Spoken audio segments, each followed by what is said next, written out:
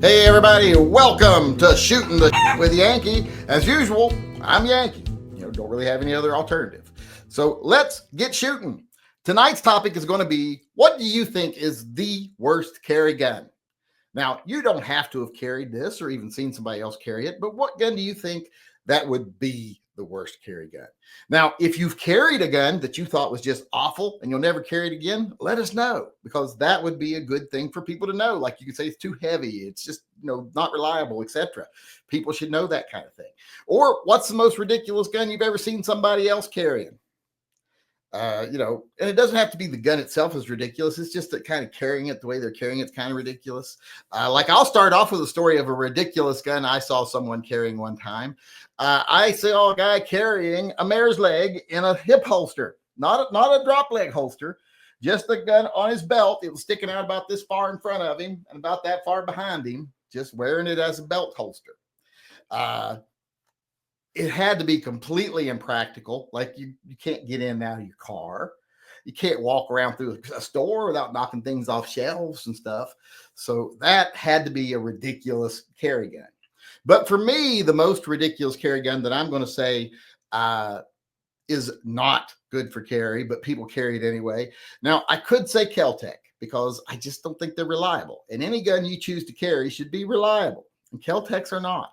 No matter how much somebody wants to say, well, I've got one that never failed. Well, that doesn't change their whole market strategy, which is put out shitty guns that no one will shoot. And then if someone actually does shoot it, we charge so much for them and make them so cheaply we can replace it 2 or 3 times before they finally get frustrated and sell it and still make a profit.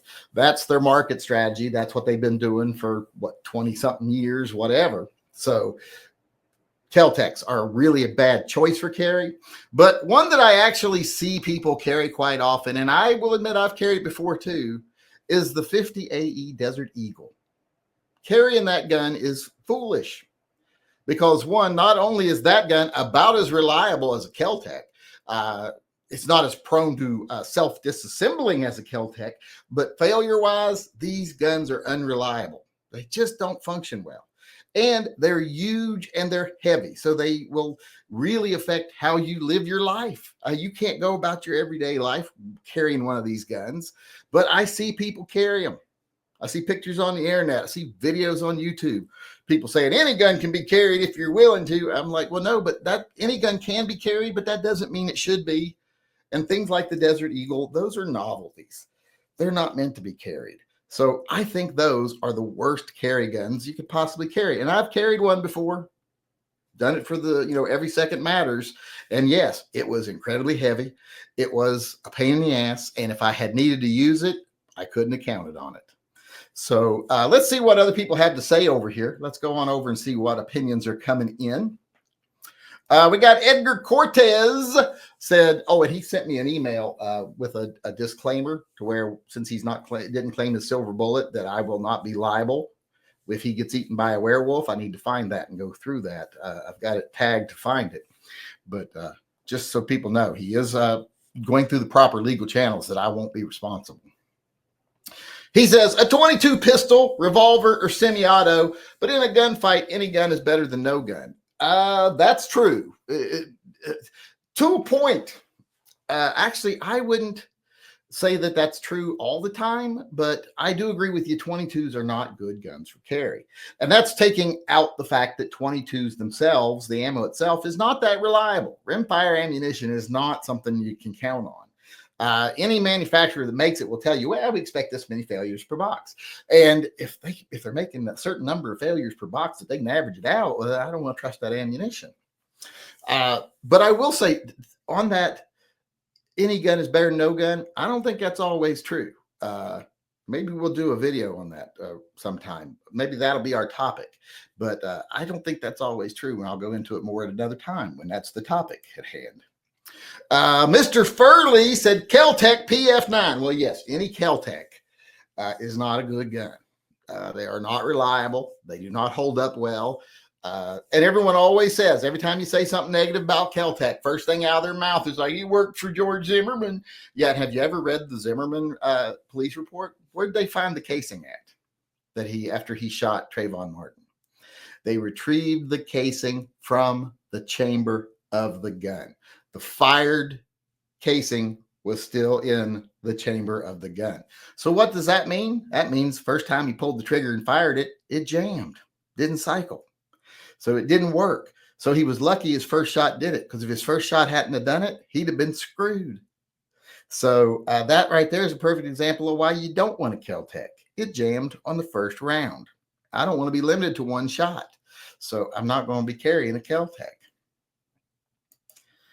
The worst carry gun would be anything rimfire, said ELD.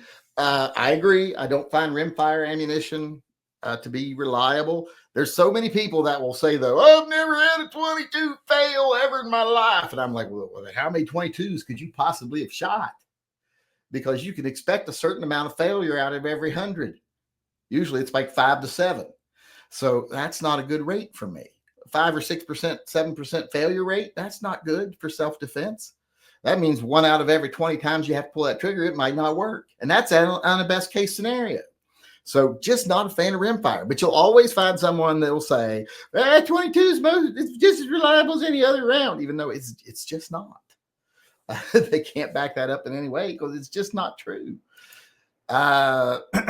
Mark Calkins said, any Jennings pistol or whatever name they are now. Yeah, the Jennings, the Jimmy Knees. I don't know that's not how it's pronounced, but that's how I pronounce it. The Ravens, all those things like that. Those little Saturday night specials. Now, I will say that, sometimes they work okay for a while, and they're good if you want to have a gun that you might need to use once or twice. But if it's something you're going to practice with, I definitely wouldn't have one, because they are going to fall apart on you if you practice with them. I once sold a Jennings that I had purchased. Bad decision sometime. I think I might have gotten that in a trade. And I ended up with this little Jennings pistol. I think I took it for some money someone owed me. And I decided I'm going to trade it off, sell it off. And I sold it for $50.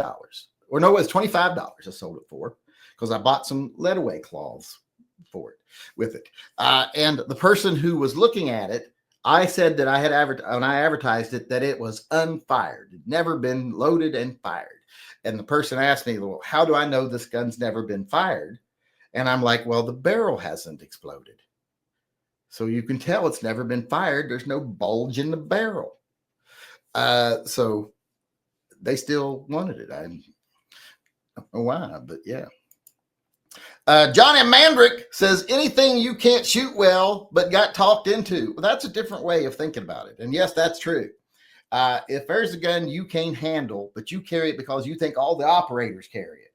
Like if you can't shoot a Glock straight to save your life because of the grip angle, whatever, you don't like the trigger, you can't hit the broadside of a barn with it, but I want to be an operator, I got to carry it. Well, that's a bad decision. That's a bad carry gun for you, because you don't know how, you can't shoot that gun. You don't do well with it. You don't mesh together very well. So choose something else that works for you. Don't let peer pressure decide. Or optics decide, and I don't mean optics like sights, I mean optics like what people think when they see you. Don't let that decide what gun you carry. Dale Rickety, who is still with us today, said, AR pistol would be the one I chose. I have never seen it or carried one, but lots of goofballs out there. I've seen people conceal carry an AR pistol.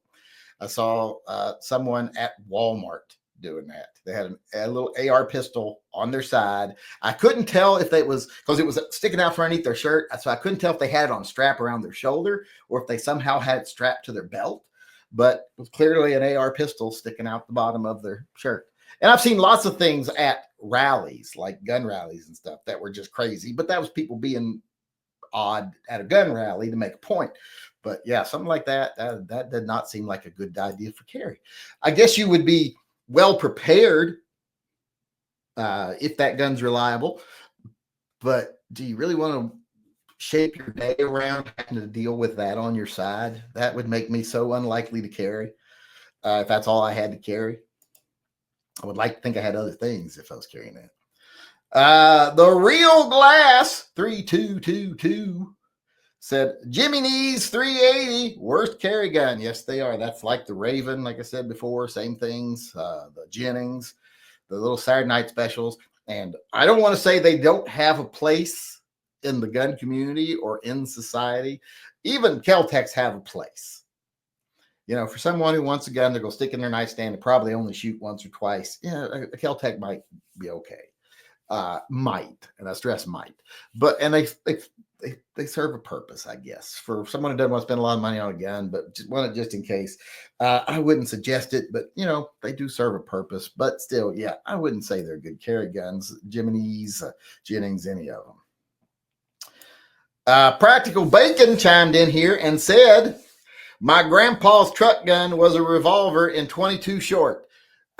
Once again, that's when people say, "Oh, I'd rather have this than nothing." Well, no, I'd rather have something better. Rather something reliable and more powerful. And if it's a truck gun, well, why would you settle for a 22? Now, I don't want to shame anybody. Let's just say that. If you see, like, I saw someone once at, actually, I saw a picture of someone at a counter at a grocery store, and they've got like a Heritage Arms 22 on their hip. And people are making fun of it in the picture. And I'm like, you know what? That might be the only gun they have. Might be the only option they have. They can't afford anything else. And this is what has to protect them and their family and their home. And I don't want to make fun of that because I am more upset that that's the only option they have. I wish guns were more affordable. I wish people made better money so they could afford better guns. That's why we do TYM Triple P. That's why I think it's more important now than ever. I don't want people to have to rely on here an old Jennings I got for $20 at a garage sale, not a garage sale, but a top pawn shop.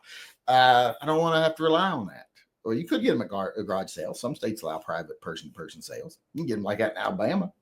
I've seen little guns at flea markets all the time. Yeah, I don't want to shame people for what they got to carry. I just wish they had something better. Just like I said, it's why we do TYM Triple P, because I don't want to see people have to do that. But as I was saying, those seem to be what my viewers think are the worst carry guns. And I told you what I think. Like I said, I like these to be more about my viewers' opinions than mine, these videos. That's why I do them this way, so the viewers can weigh in.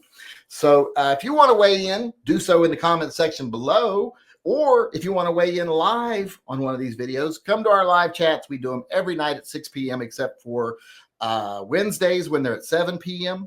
So come on into any chat. Let your voice be heard. Be part of the community. Be part of the group. Be part of the clique, because, we're the cool kid clique. That's what someone said the other day. You only let the cool kids in. Have you ever seen most of these people? We definitely are not the cool kids. Hell, we let Never Enough Ammo in. He plays with dolls. So definitely not the cool kid clique. But we are a community of people who have some similar ideas and some similar interests. Not everything, but we agree on the important stuff a lot. And on the things we don't agree on, we like to discuss our differences. So I hope to see you at one of those chats, letting us know what you think. Until then, remember, always carry and stay safe until I see you again.